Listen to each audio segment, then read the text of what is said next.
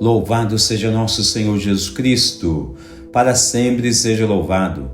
Querido povo de Deus, Evangelho do dia, quarta-feira, dia 1º de novembro. O Senhor esteja convosco, Ele está no meio de nós. Proclamação do Evangelho de Jesus Cristo segundo São Lucas. Glória a vós, Senhor. Naquele tempo, Jesus atravessava cidades e povoados, ensinando e prosseguindo o caminho para Jerusalém. Alguém lhe perguntou: Senhor, é verdade que são poucos os que se salvam? Jesus respondeu: Fazei todo esforço possível para entrar pela porta estreita, porque eu vos digo que muitos tentarão entrar e não conseguirão.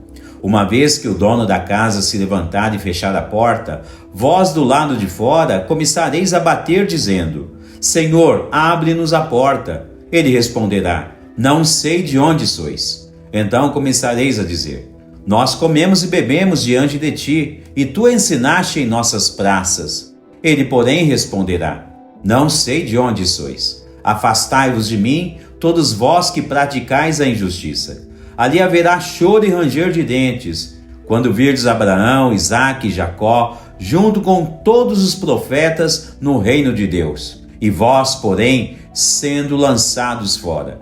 Virão homens do Oriente e do Ocidente, do Norte e do Sul, e tomarão lugar à mesa do reino de Deus. E assim há últimos que serão primeiros, e primeiros que serão os últimos.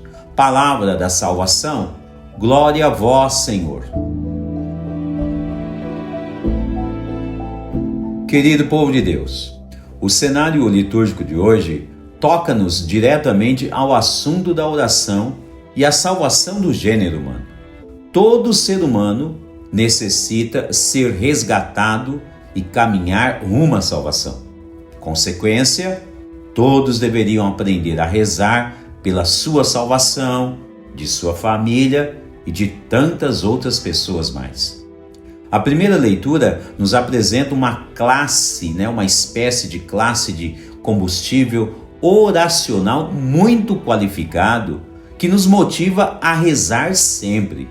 Nesta mesma leitura, vemos um pequeno choque entre a natureza humana e a natureza divina.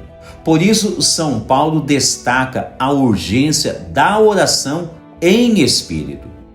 Aliás, dentro do cenário de São Lucas, no capítulo 18, Jesus, ao contar uma pequena parábola sobre o juiz iníquo e certa viúva, mostra que a persistência daquela viúva conferiu a ela o prêmio que ela tanto esperava.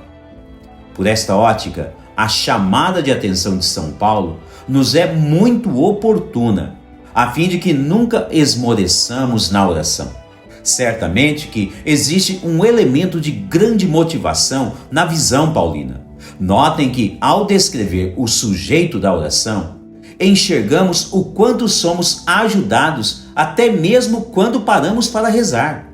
São Paulo diz que, ao rezarmos, não sabemos direito o que pedir e o que nos convém.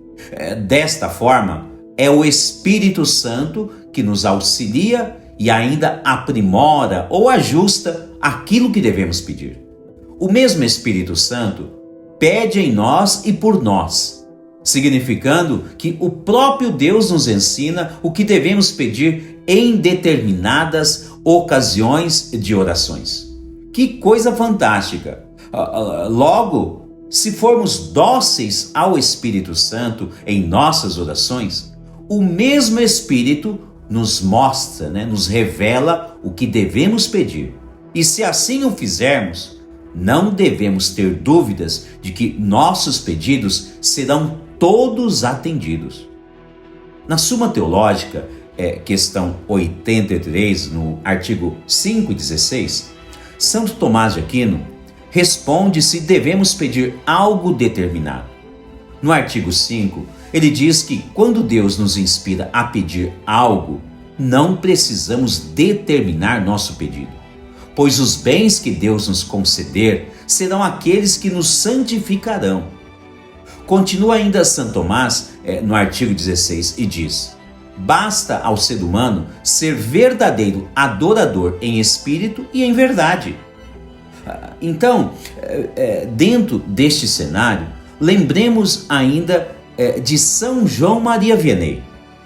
Ao ser perguntado qual era a sua oração, São João Maria Vianney dizia que simplesmente olhava para Jesus e Jesus olhava para ele. Trocando em miúdos, se o fiel for realmente temente a Deus e confiar em sua oração, antes mesmo de pedir, Deus já sabe o que iremos pedir ou qual a nossa carência. Então, segundo a reflexão proposta, basta adorar Jesus em espírito e em verdade, ou basta olhar piedosamente para ele, conforme São João Maria Vianney ensina. E o próprio Deus dará o que ele mesmo nos inspirou a pedir. Ora, este movimento oracional é de extrema urgência, visto que o seu foco traz consigo a confiança. Confiança que nos coloca no caminho da salvação eterna. Aliás, esta é a proposta do Evangelho de hoje. Perguntam a Jesus: são muitos que se salvam? Jesus respondeu que é preciso empenho, pois a porta para o céu é estreita, significando que deve haver dedicação e perseverança deste ou daquele fiel. Perseverar até quando? Até o fim de nossas vidas, ora, ou até quando Jesus retornar. Lembremos que em outra ocasião, Jesus disse que largo é o caminho da perdição e muitos vão por ele, infelizmente. É uma citação de Mateus 7,13. Portanto, ninguém deve se confundir com o caminho que Jesus nos propõe ou com o caminho que o mundo nos oferece. O caminho do céu é aquele o qual Jesus instruiu e não aquele que o mundo pagão diz que pode ser. Nenhum fiel deveria cair em tipos de embustes de Satanás, em virtude de que Jesus é enfático ao dizer que naquela hora muitos irão dizer que estavam com ele a todo tempo. Contudo, se esta ou aquela pessoa pensar que o caminho para o céu é o caminho que ela mesma traçou em sua vida, menosprezando os preceitos divinos, menosprezando a Santíssima Eucaristia, a Santa Missa, menosprezando a Santíssima Confissão, os sacramentos, tal pessoa correrá o risco de perder a vida eterna. Se não for do jeito de Jesus, não haverá choro de vela.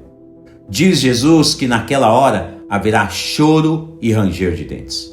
Logo, não devemos perder tempo e aprender a rezar de fato como verdadeiros adoradores em espírito e em verdade.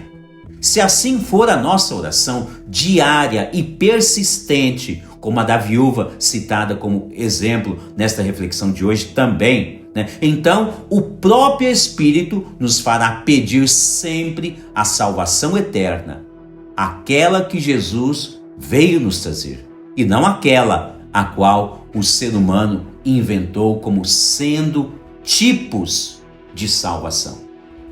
Deus abençoe você e toda a sua família.